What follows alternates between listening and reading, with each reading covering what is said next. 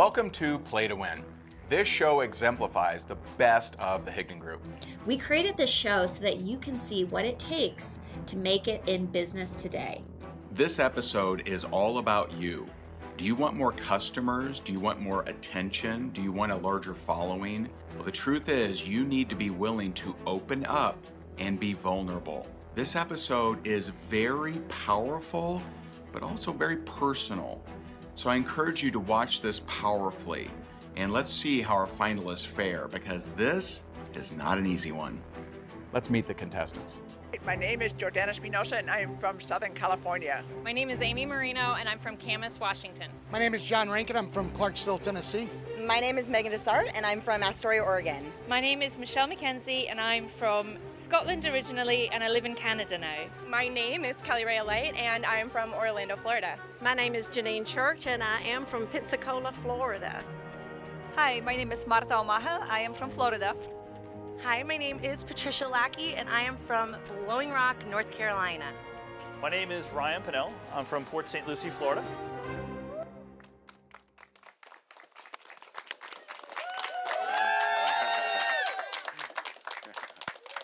And so today is all about leadership, heart, sales, connection. We're going to get deep today.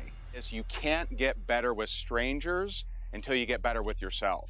We were at a charity dinner, and there was a trip to Belize, and it was private yacht, private jet, on an island, 5 couples, amazing. And she sees it and she's like, oh my God, this is amazing. To me, it meant no escape.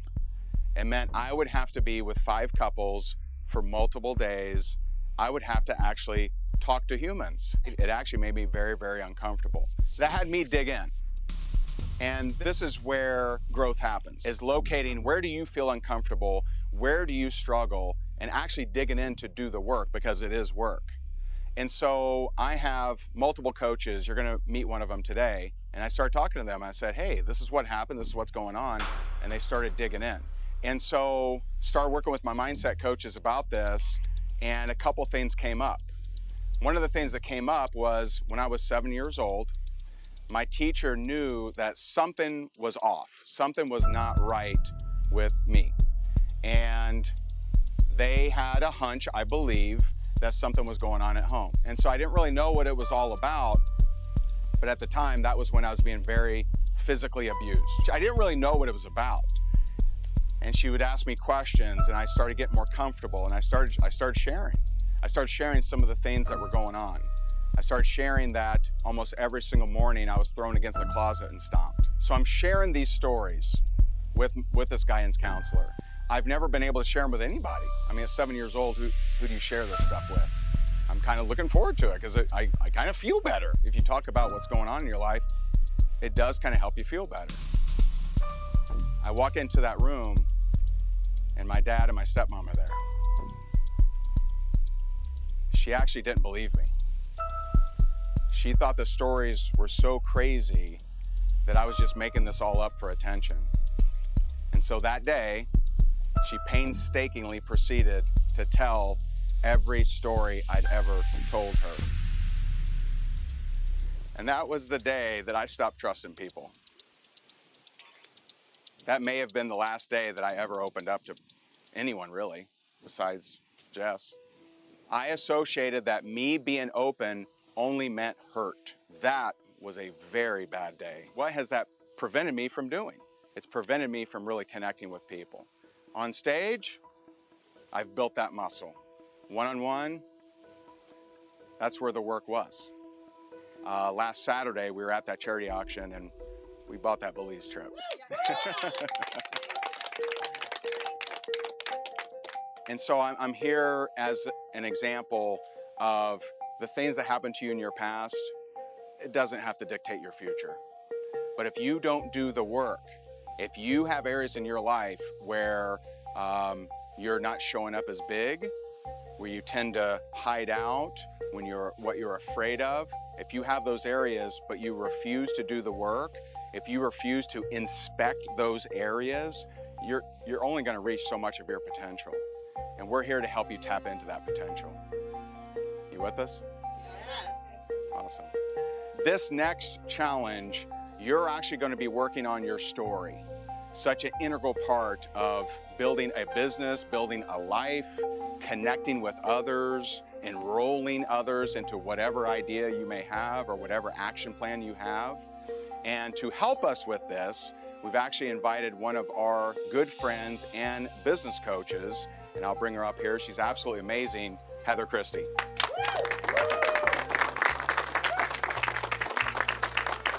And why don't you share a little bit about yourself, Heather? Okay. My husband Paul and I decided to move down to Southwest Florida in 2004, and we concocted this plan on our honeymoon to quit our jobs and come down here and start our business.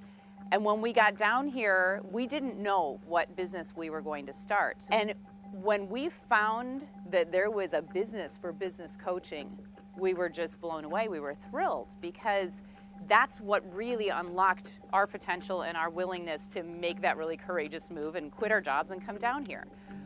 Well, when I found out as part of the training for this business coaching business that I would need to be doing public speaking, I almost didn't do the business. Because you see, I was scared to death of public speaking back in the day. As it turns out, the way to really build the business and the model that we had was to run seminars, to do workshops, to put ourselves out there, to touch and move and inspire people to want to take action to better themselves. It was really about finding out what was at the core of the fear that I had in public speaking and breaking through that. So I want to be here as a support for you as you learn to tell your story and you do it powerfully. Storytelling is so incredible. It's the way that we get people engaged to want to take action. I am currently the chairperson for the National Speakers Association Chapter Leadership Committee, which means I am in a leadership role for all the other presidents around the country of their local state associations. So I've gone from the girl who didn't want to speak to someone who is totally committed to the speaking industry. It just goes to show that wherever you are right now in your speaking path is perfect, and you can go wherever you choose to go, because if you want to improve your results, you just have to improve you. Your results will always follow. So we brought another very, very special guest and coach for you. We've got James Henderson. Thank you for being here, James. And we asked James to come along as well. James is the incoming president of the Florida Speakers Association. Yay! Yay. All right. And James, I'm going to let you just share a little bit about your background and how you're going to support as well. Heather doesn't even know this, but they were talking about their fear of speaking. My mom's been telling me to shut up since I was about 3. My degree is in broadcasting. I wanted to be a sportscaster, so I've always been on camera and speaking and expressing myself. So I always wanted to be like Zig Ziglar. But my life pattern has been through the hospitality industry.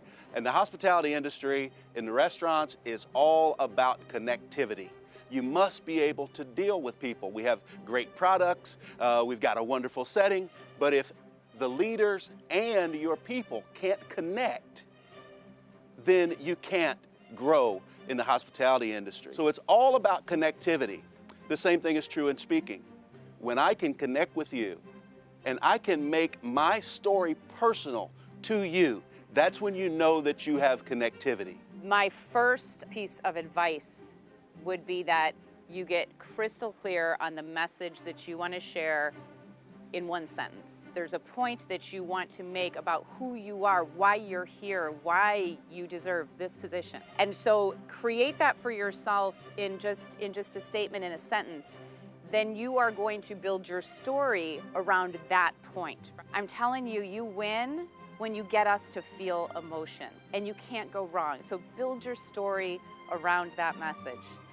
James, what do you have? I'm gonna have to confess that the most difficult thing for me to do was to define, for my elevator speech, what's the 1 minute, what's the 1 sentence, what's the 2 sentences that are my essence, right? Like, who am I? So for me, it's service. As a pastor, I'm in service. In the hospitality industry, I was always in service. The second thing, as far as the speaking is concerned, you have to take your time. Take your time and let people know that it is personal to you. Let them know that it is genuine. You want people to feel how you feel, or especially feel how you felt in that moment of your story, right? Because some of your clients, some of the people that you're speaking to have felt that way, and you want to bring them back to that. And that's very, very important as far as connectivity is concerned. These guys amazing or what? Yes. All right, give these guys a hand. We're going to do one-on-ones with each and every one of you to help hone that in and reel that in, and then you're going to be telling your story in front of the group. So start working on your story now, use their advice, and we'll be meeting with you shortly.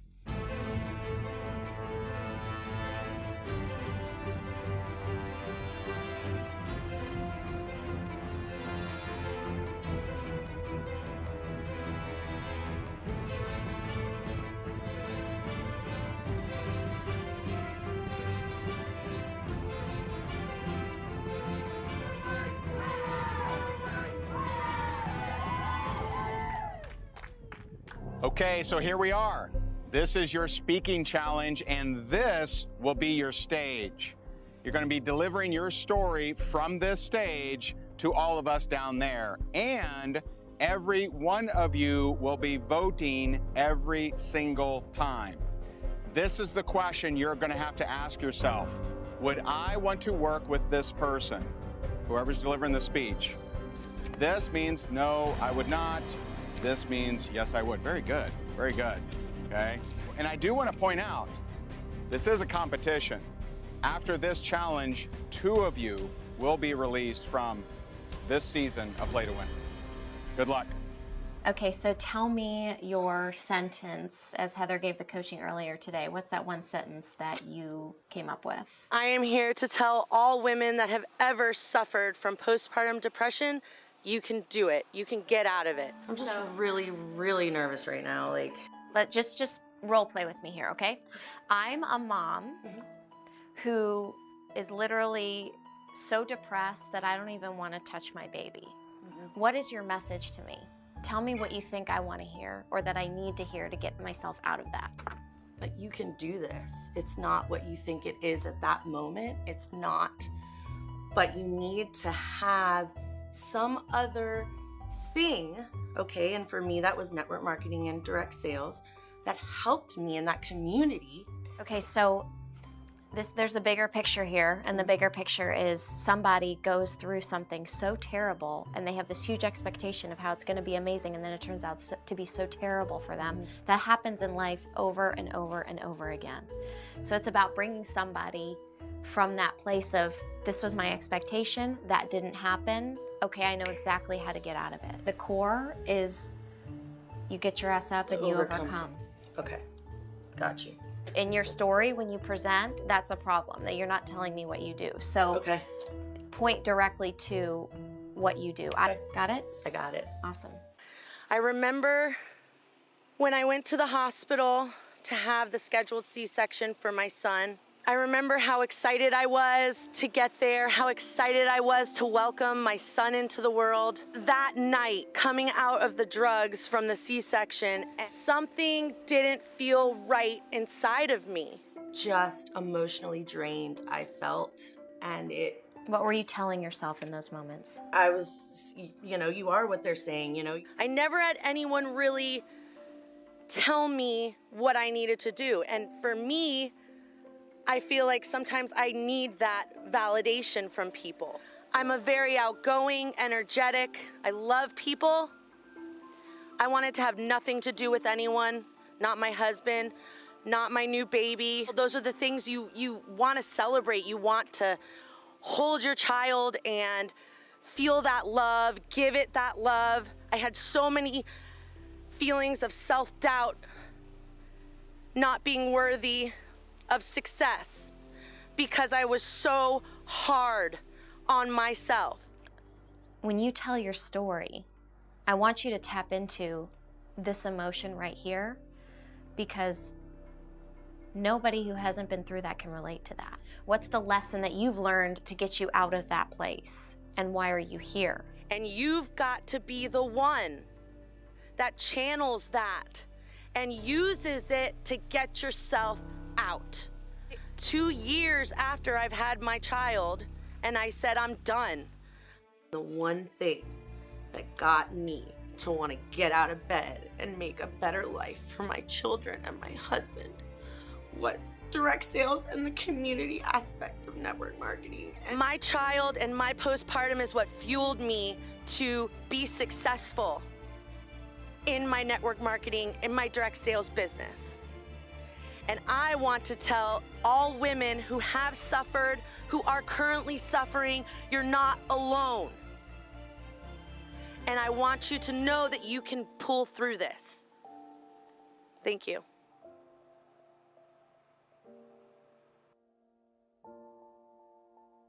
You can come from a place of darkness and be something, but you've got to find the love in yourself first. What you got? When I first started my first business as a child, that gave me that passion to launch every other business idea that I've had that turned into something. When I was 13 years old, I had a dream of becoming a DJ. It all started at the high school or junior high school dance. The girls are on one side, the boys are on the other side. The room's jamming. But there was something I was noticing. One guy was controlling the room, and I wanted that to be me. 3 weeks later, I saved up every dime I had and bought $500 in gear. Okay.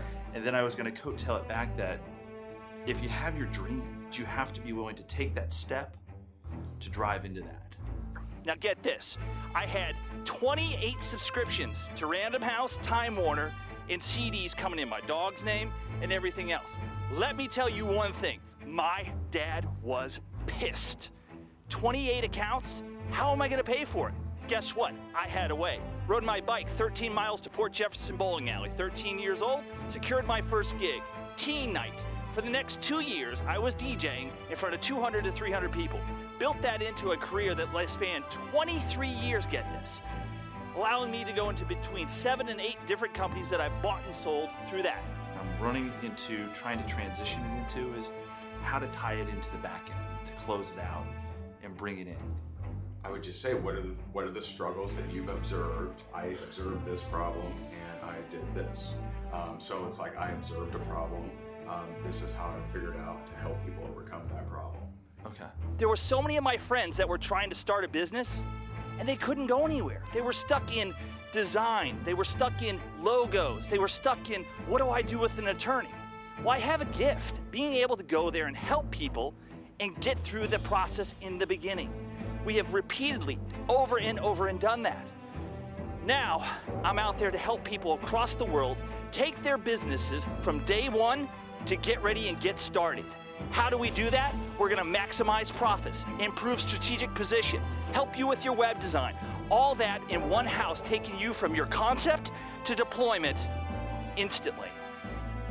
That's what I got, guys.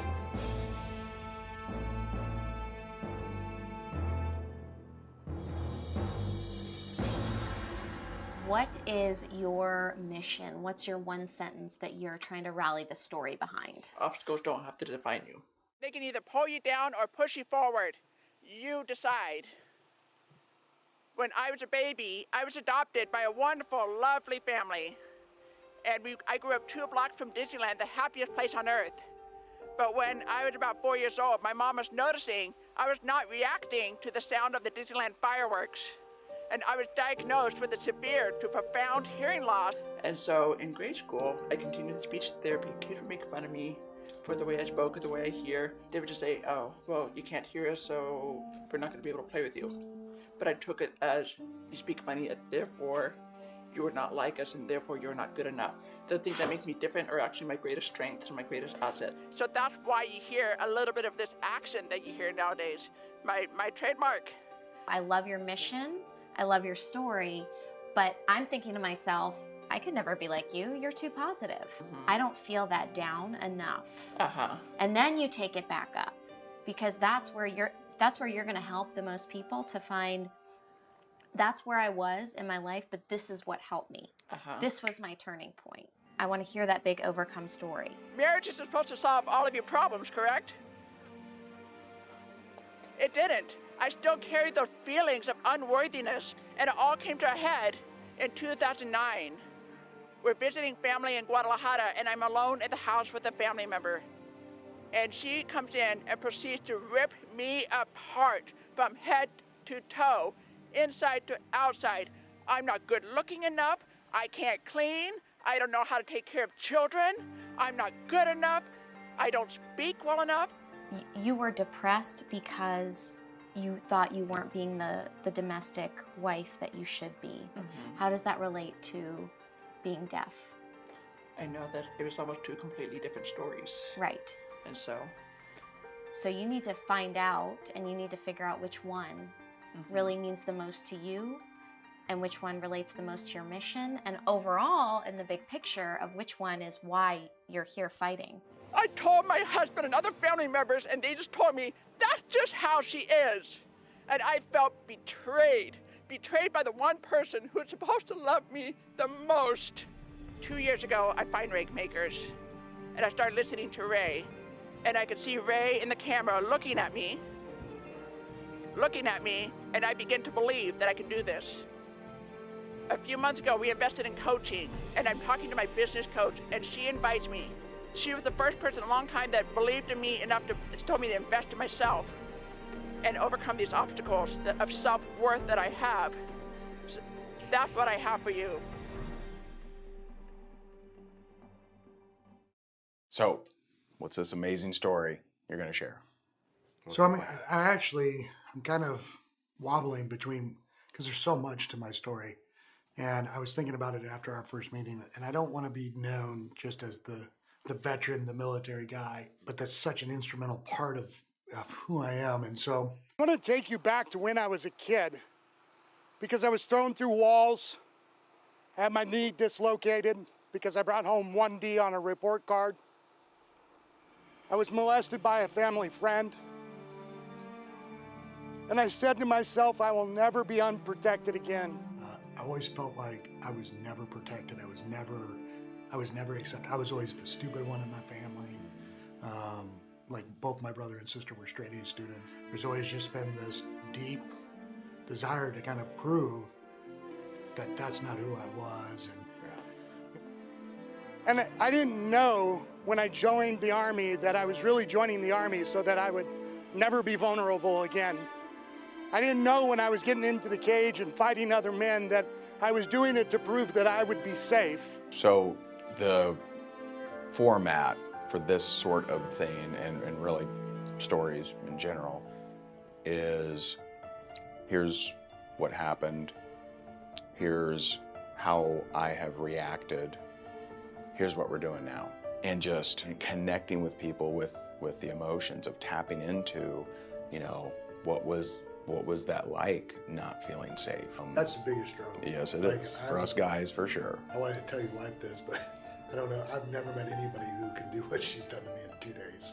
It's crazy. She's amazing. And she's not even doing it, like digging for it. Yeah. Like, even now, like this is I'm not used to that. Yeah. I wanted my kids to grow up and never have to have gone through that trauma. Coincidentally, ended up working for one of the most elite units in the world, and that unit's slogan is to bring freedom to the oppressed. And as my life began to move on, I realized that I so deeply resonated with that idea of freedom for the oppressed, and it didn't matter to me if it was financially, it didn't matter to me if it was emotionally, it didn't matter to me if it was sexually. And in 2009, I found out that there are actually thousands and thousands of women across the world that are being captured and sold into sex slavery. I have a really deep-seated passion to help people get free because I wasn't free. Over the last couple of years now, my job in the military, training people how to come home and be safe, is going away. And I've been left asking the question, how can I take all of the things that I've done and help other people be free? But truly, when we look at the idea of network marketing, when we look at what we're doing, we are trying to bring freedom to people who want a different way of life. And I want to encourage you guys, regardless of what happens today, that you stick to that and you help other people so that they can be free in their lives.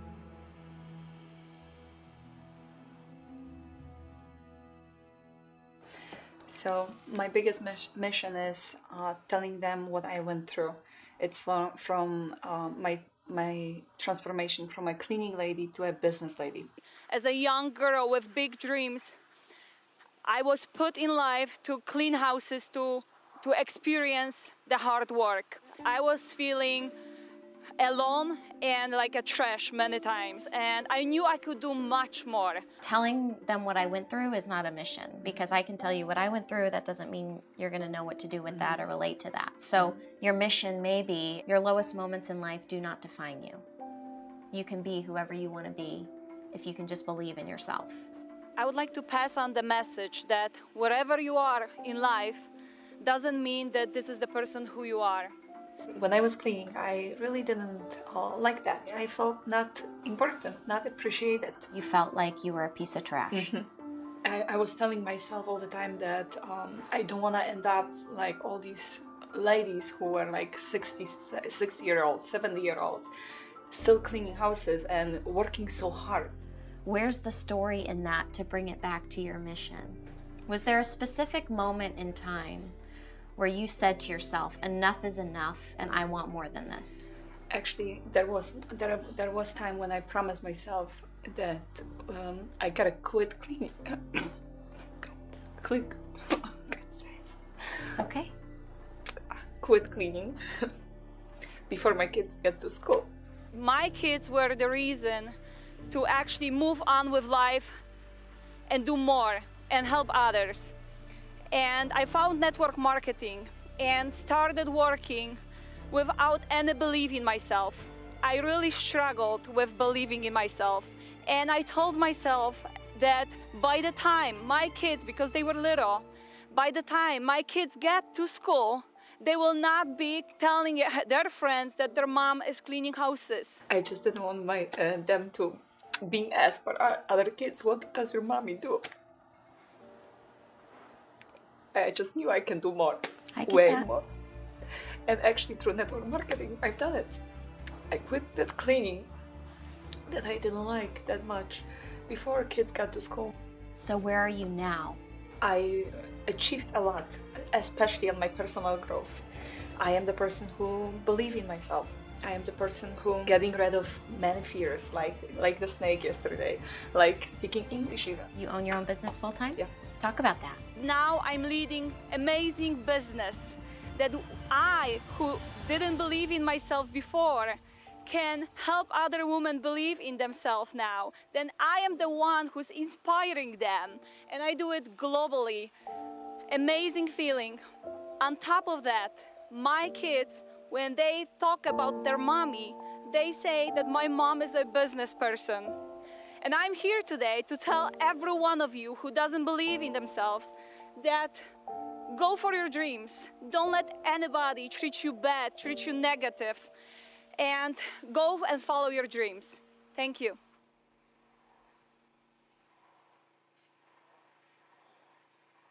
Tell me about your one sentence. Whatever you've gone through in life was meant to shape you into a powerful force for helping others. Okay, so tell me the story around that. My mom is not like other moms. She's a single parent. She lived a life of trauma. She really did the best she could, but that trauma got passed down to me. I can remember being like 10 years old. She and I got in a fight about something, and I was on my knees in her room begging her to stop berating me. She took my head with both her hands, and she slammed my head into the wall 3 times. And if that wasn't bad enough, she pretended like it never happened. In college, I had to have her Baker acted, which is put under suicide watch, because she was threatening her life, and I was 90 minutes away and I couldn't get to her. And so what I thought was an act of love, of trying to save my mother's life, for her was the ultimate betrayal. She totally disowned me, and we didn't talk again for years after that. I felt like I didn't matter, and I just felt small. On day one, I told you that my biggest challenge right now is relationships, and that is spilling over into my relationships for sure. I just wanted to get out of that situation. It was at that point when she said to me, "You're no longer my daughter," that I drew the line in the sand and I said, okay, enough is enough. I parented her my whole life. I lived my whole life by what she wanted, and it was time for me to find myself and do for me. When you made that decision, what did you do? Threw myself into Reiki, meditation, mantra, mindset, and really just exploring. That's around the time I found Reiki, and I didn't know what Reiki was going to do for me. Reiki's like a supercharged meditation, holistic therapy, and it completely changed my life. I dug in. I started uncovering those traumas. I started looking at them and learning how to love them, how to love myself, and how to find compassion for the whole situation. I want to transition your mission a little bit and try on. Maybe it's not about wherever you are, you can get to wherever you want to be. Maybe it's about whatever you believe about yourself is more important than what somebody else believes about you. That's powerful. And I'm here to let you know that no one's opinion of you has to define you. For the past 10 years, I've spent my life as a holistic professional with the dedication to help others, and I have helped so many work through their trauma as well, but I was not succeeding financially. A few years ago, I found network marketing, and that gave me a light. I saw a new possibility, something that could work with my business, but that would provide me something I never saw before. Then enter Rank Makers. I made the decision after graduating college and preparing for law school to go in a completely different direction and go back to school for massage. I became a massage therapist, and so why I'm here is these holistic therapies saved my life. They helped me to find myself. So I want to empower holistic professionals to help more people, but I also want to empower people to choose those options. Okay, I haven't heard a big like kapow, and now I did this with my life. And so how has loving yourself first improved your life so much that somebody would be inspired to do the same for themselves? Don't have to answer it right now. But I do want to think but about think that. about it for out there. Sure, absolutely. Your story, in essence, has to prove your mission statement. Okay, great. And I was able to turn my business around. I was able to get into my own office space and to actually have clients flowing in and not be on this struggle. I guess to conclude it all, I'm here to show you that no matter whose voice is playing on that tape in your head, whether it's a parent, a teacher, or just society in general, that does not have to define who you are. You can find a vehicle for yourself. You can find your self-love. You can lift yourself up out of that and go out and create the life of your dreams. Thank you.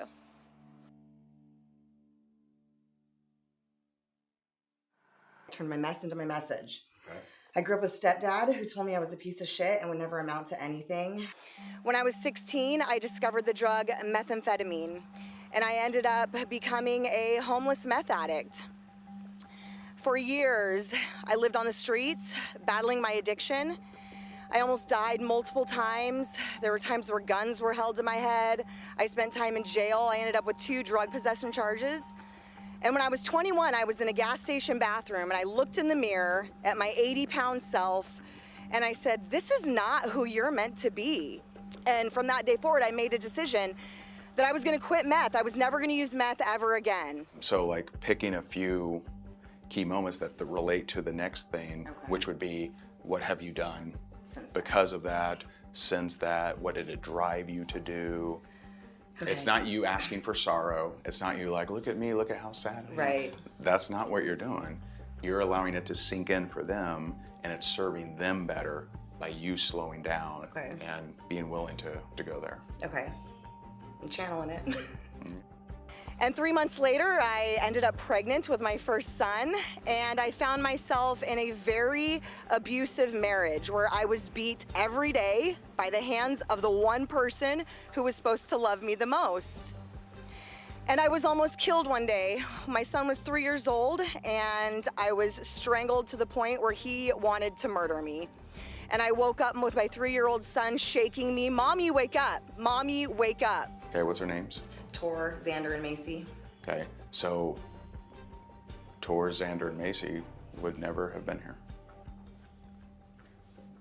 That was my life. And from that day forward, I left, and I went on a mission to create a life for me and my kids that I never needed anyone to take care of me ever again. and this high school dropout, went to work full time, but I also put myself in college. And while working full time as a single mom, I ended up getting a master's degree in psychology. And with 2 drug possessions, I fought my way to the top of my industry in psychology with the highest paid job that I could. I turned my mess into my message, and that's what drives me every single day, is to impact lives, to prove to people that they can do it too. I have had an epiphany today, and for the last 10 years of my life, or maybe more, I've lived by the motto, be the change you wish to see in the world. And today, I found out the reason why I've had that motto is that I needed someone to come and change me, that she needed someone to see her and to rescue her out of that situation. What's this amazing story we're gonna share? If our life is like a book, like chapter 1, like my parents got divorced. Okay, Chapter 2. now we're talking, okay. My father had mental illness. Chapter 3, like my mom remarries and I get molested. Chapter 4, you know, like just crazy abuse. And then on the outside, like it's perfect. But on the inside, like I don't want to live anymore. Like I just want to die. If the story would have stopped there, right, we wouldn't get to the story of where I'm at now. Exactly, great. You wanted to become an empowerer because you maybe never felt empowered. I don't want to put words in your mouth, but something along those lines. Through all the different challenges that she has faced in her life, she has lived her life to not just say words that are just these lofty things about impacting people or making change, but like I live my life to want to impact people, to rescue those people from people not really know what was going on in the inside, to like having an encounter where I had a father who saw me for who I was and realized that those things that happened to me did not have to define me anymore. You were on Jess's list. I requested you okay. Because I actually have a bonus coaching for you. Yes. So I'm not serving you if I don't point this out. Oh, yeah. You didn't like how I talked yesterday about you, okay? Often people deflect by, I don't like what this person did. What's wrong with them? You know what? He called her a liar, which I didn't. Right. Right? Because of my pain, like, it's like, you're a man, it's like intimidating or whatever. It deflected to you, because I didn't even remember that Jess said it. I never said it. She right. said it 3 times. So see, like, I have lived my life to create change. I had someone ask me this question once, Amy, why not you? And from that moment on, every situation that rises in me that this isn't okay, I want to bring change to it. So the reason that I got into network marketing was we just wanted more finances. But what it's provided for me was actually to be able to have the income to be the change. And so whether it's rescuing kids out of child sex trafficking to doing foster care. And so I just want to ask you, the things that have happened in your life, let it propel you to ask you the question, what do you want to do about it? And will you be the change you wish to see in the world?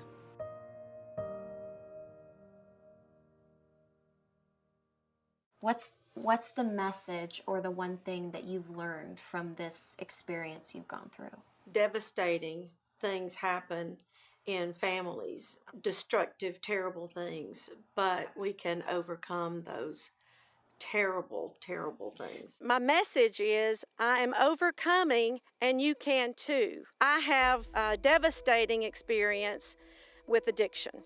I have 3 sons that have been in active addiction, and I have put them all in recovery and their spouses multiple times. What I'm seeing for you right now is that you have a story that you mentally cannot come out of.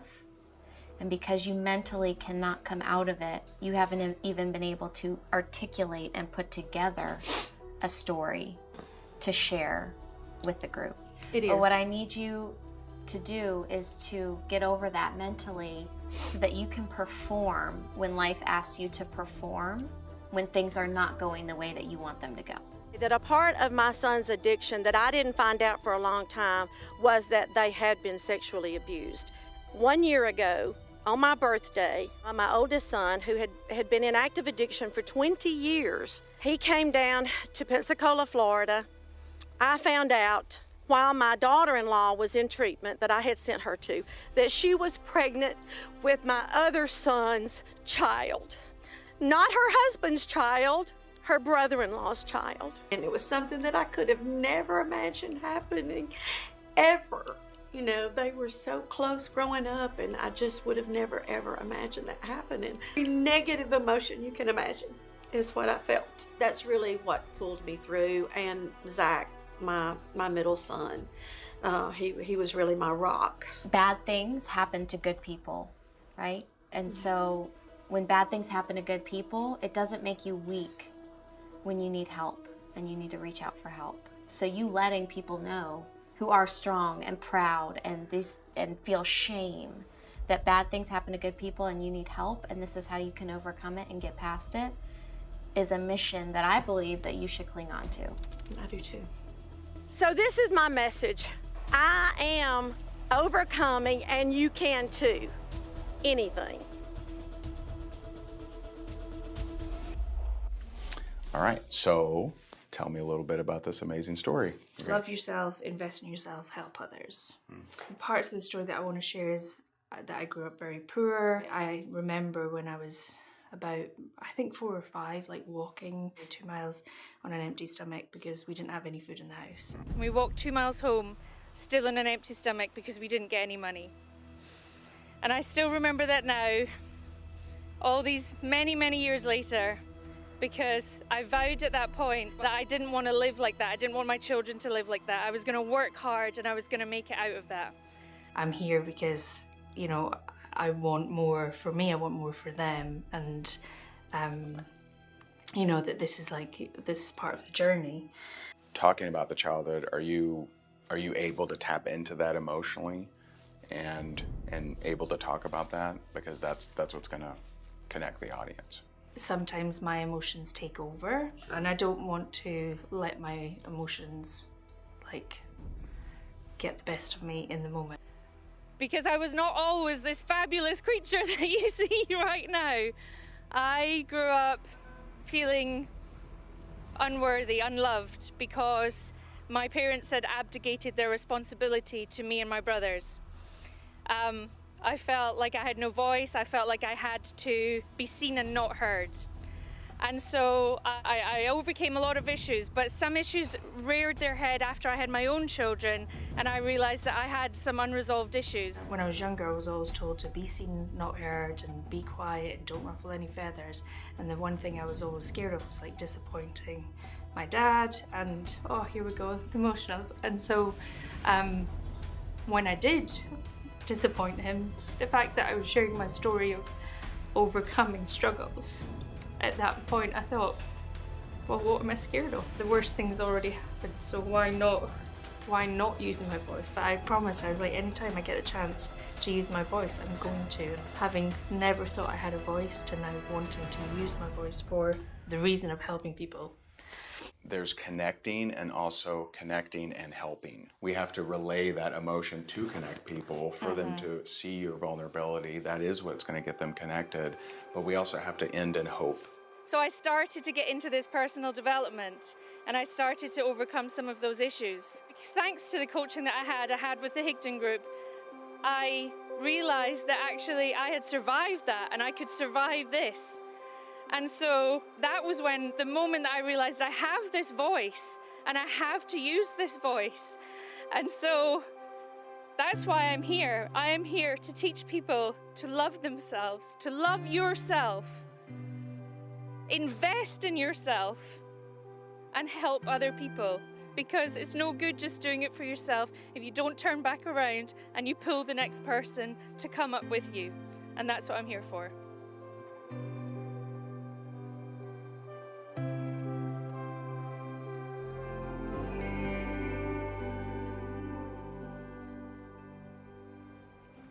And so congratulations, you got up on your stage and you did your best. Now, I have some feedback, but first, I would love to hear from our speaking experts. How can we help them out? I think first of all, as a group, everyone really felt their story, and you made us feel your story. As a speaker, two things. One, you need to be aware of your time frame, because your time frame is important. Someone's paying you for 55 minutes, you can't take an hour and 5. The second one is you're always selling what it is that you have to offer, right? So the stories were fantastic. At some point, each of you has to tie that story into why I should buy what it is that I'm looking for. And so sometimes you got too much caught up in the story and didn't tell me why it should be you. And as a listener, I got caught up in the story. I wasn't even thinking about why I should work with you, right? At the end, I felt good, but I wasn't spurred to action.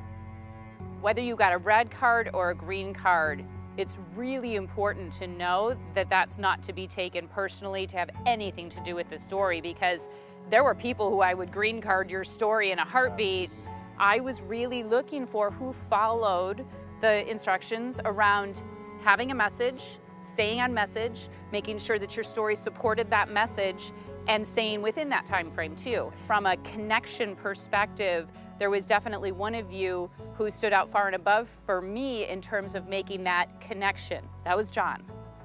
You did something in your message, and I think it's important to share that so that you get, if you also were connected and you felt that when you get that emotion, now you know the connection's there.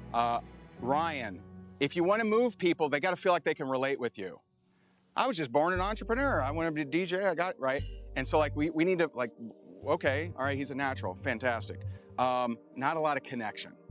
It was a lot about you. Michelle, pause more during your emotional pieces, and where we're going, little weak. So important. You can screw up your speech, strong close, and it work. I've seen it. John, good Lord. Amazing. But your ending was weak. You had us, dude. Right, we're all in, and then you kind of meandered at the end. Megan, you have same issue I deal with, right? You're a machine gun, and it's incredible what you've overcome. You gotta give us, the audience, some room to digest that and see that you're not robotic now. We felt like it was a little bit too much about you. And it's weird when you say that about your story, because it's like, hey, it's my story. But when you do, like you said, machine gun with the story, and then you start doing machine gun with your accolades, that can be perceived as, oh wow, she's kind of full of herself. She really likes what she's got going on there. And I feel like at the end, you did a really good job bringing that back home. Solid close. Very good. Amy, you have a very tough story, and we gotta serve you so that can be delivered better. Marta, a little bit more emotion, a little bit more details on your pain, but I thought you did a decent job, and work on that close. The mission was unclear. Yeah, it was unclear. Very unclear. Right. So just work on that. Kelly, I don't know if someone's taught you this, but I love that twice you explained a word that you used. That's a very good skill set. So very good. Jordana, you are a powerhouse. Blew your time. It was a no, but it was, if you had a little bit more time, it would have been a yes. So if I have a speaker on my stage, everything is tight. I love that you used humor. You said it's my trademark. Like I love that. That's powerful. Well, I'll give you my notes, Patricia. Okay, I think you really took the coaching and you stopped and you took your time, like James was saying, and I loved that. The only thing is, I think you stayed too much in your story and not enough overcome. You want to end on the high note. You had some of that. I think could have tweaked that. Janine, one thing for everyone, as a speaker, you don't have to do a timeline. You gave us too many events, whereas you could give the 2 or 3, and you know, when I tell stories, I may massage time just to make it more cohesive for the audience. And so you hit us with a little bit too many things. And the reason I voted green for you is because I saw the transformation from where you were before we started to this, and then hearing your story and what you've done is like, man, that woman is strong and I would want to work with you, okay? But from someone who hasn't heard where you started in that coaching room, For them, they may be looking at it a little different perspective because we shorten your timeline a lot, but it wasn't enough. So, the moment of decision. Number one, I'm not surprised. John. Very nice, very nice. And this is tough. We love each and every one of you. We're rooting for all of you. But according to unanimous decision and the vote, the two that will be leaving us today are Amy and Janine. I've already won. Yes. Let me tell you. Great. It has, Great. I am a winner. Great. I love you. Awesome. Love you guys. Love you guys. And you guys aren't done. Where did Jess go? Oh, right here. Thanks. That feedback. Man, you guys are amazing. Awesome. Appreciate it. This is an exercise for you. This is not a challenge. You're not going to be graded. This is 100% for you. And this is where you're going to write a letter to someone, might be living, may not be, that hurt you. Someone that impacted you in a negative way, that you may need to forgive. And I want you to understand this is not for them. This is for you. For me, this process is what shifted my entire life. So I've shared some of my story from my days of abuse. The close of this letter is, I forgive you. And that's you forgiving for yourself, okay? So that's the exercise. You will not be graded on this. This is for you. You've made it this far. You've been through a lot of stuff. You've jumped through every hoop we've given you. This is to really reward you. And for many of you, this will be your breakthrough. This will be the moment that you turn your life into something completely different. And so we're going to give you a few minutes, and good luck.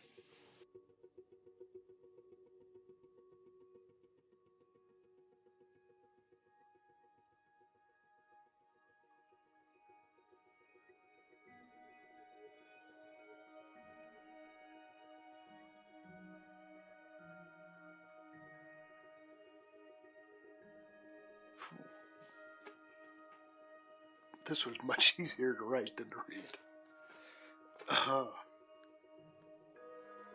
Jen, 22 years later, I find myself in a life-changing week. I know our marriage wasn't all bliss, and I know that many of my own failures led to the failure of our marriage. But today we were asked to, for our own benefit, to forgive somebody. For our entire marriage, I felt used. I loved you. I felt like I was not enough for you over and over and over. These feelings spread to poison in our own relationship, and it spread from me to even our kids. I need yours and their forgiveness for allowing that. As we moved into the divorce, there were so many lies and abusive things that took place and continue to take place even today, and the blatant disrespect and poisoning of the kids against me has torn my heart apart. I love them, and in many areas, I do what I do for them. I want to forgive you today for everything that's happened. I want to release you from the prison that I created and let this all go, and with all the forgiveness that I can offer.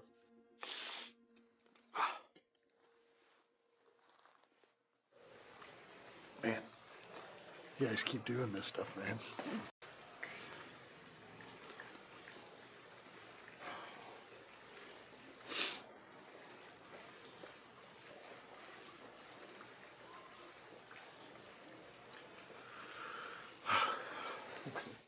Dear Dad, I just want you to know, I just want you to know that you not being around when I was young. And I needed my dad to back me up, be there for me, and, you know, be daddy's girl. You weren't there. I know you had to work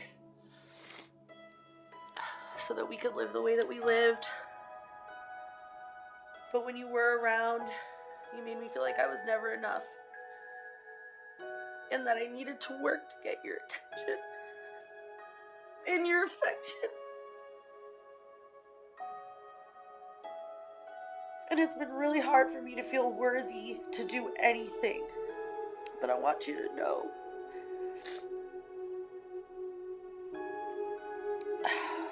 I want you to know that I do forgive you. And I want you to know that I will always love you. This right here is definitely me forgiving my father.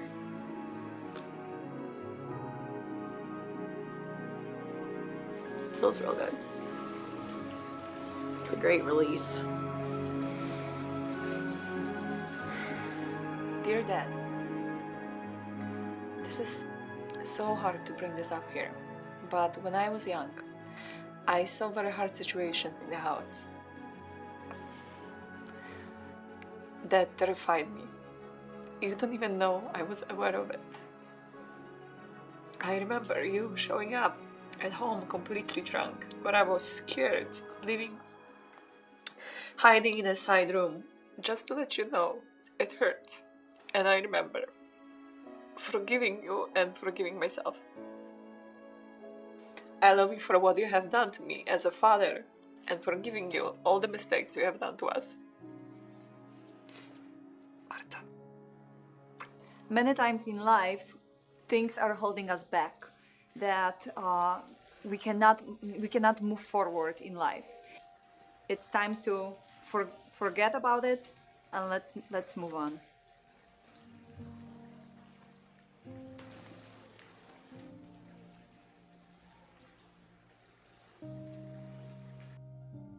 Dear Dad, this letter is for me to move past some very painful parts of our history. You have been absent for most of my life.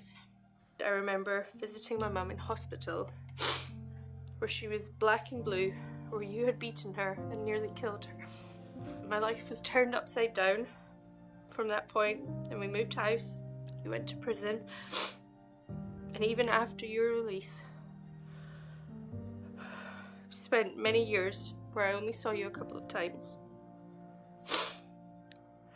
That made me feel like I was worthless,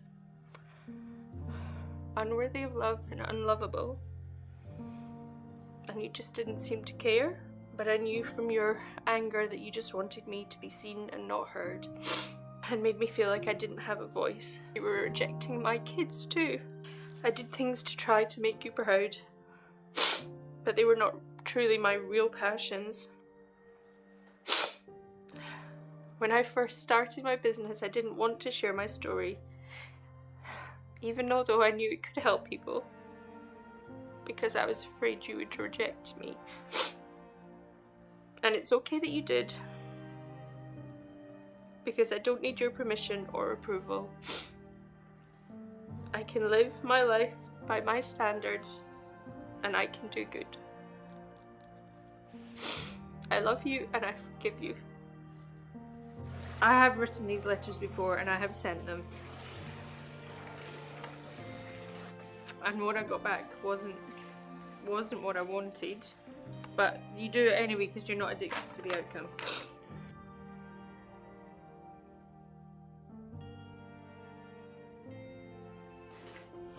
Dear Dave, I was a 10-year-old girl when you married my mom. I was a straight-A student, a dancer, a competitive gymnast. I had big goals and big dreams. It started with every day telling me I was a loser. Every time I said that I was going to be in the Olympics or that I was going to be a singer and a dancer, you yelled that I was a piece of shit, that I would never amount to anything, that I was going to end up a drug addict with 10 kids living on the streets. By the time I was 14, I felt worthless. I was never good enough, no matter how hard I tried, no matter how many straight A's I brought home, how many gymnastics medals I brought home. I wanted to escape so badly. I became so depressed, and no one tried to help me. When meth was introduced to me, I found my escape from my pain. He physically and mentally and emotionally abused me during a time when I needed a positive father figure in my life the most. But Dave, I forgive you. I truly do forgive you.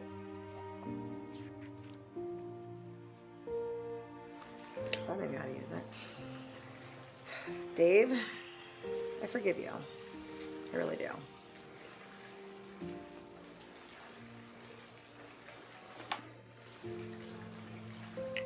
I felt good. I felt really good. Dear Mom, time and time again, you and I have tried to make things work and failed. And although I accept the way things are now, this is of course not what I want for us. My earliest memory is from when we first moved to Florida, and I was sitting in the car seat and pulled a brown paper bag out from between the seats and exclaimed, as I heard you say so many times, "What the hell is this?" Followed by the hardest smack to my face I ever felt.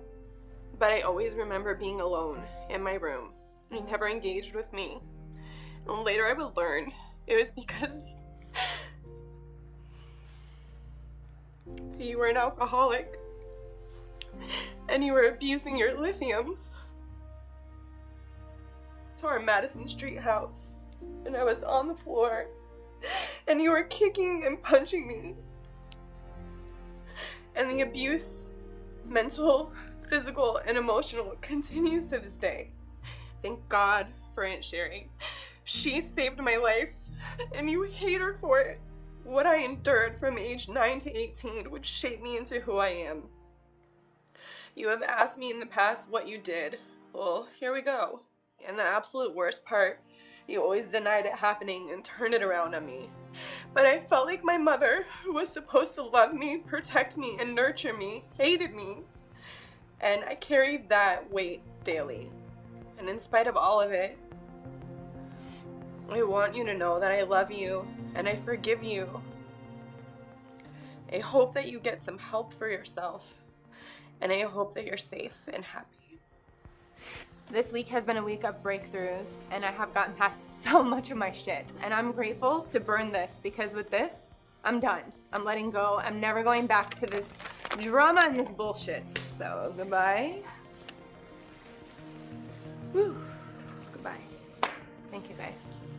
Dear Tia, I wanted to take a few moments to write to you about how you impacted me and hurt me intentionally, ripped me apart from head to toe, inside to out. And you told me that I wasn't good enough, that I wasn't pretty enough, I didn't come from a good enough family, that I wasn't good enough for your nephew, that I wasn't a good enough mom, that everything about me was wrong. You immediately brought back to me every single insecurity I've ever felt in my life. You made me feel worthless, because that incident would come back to me over and over again. But I'm done with that now, and I release that pain. I forgive you, Tia, and I love you. Love, Jordy.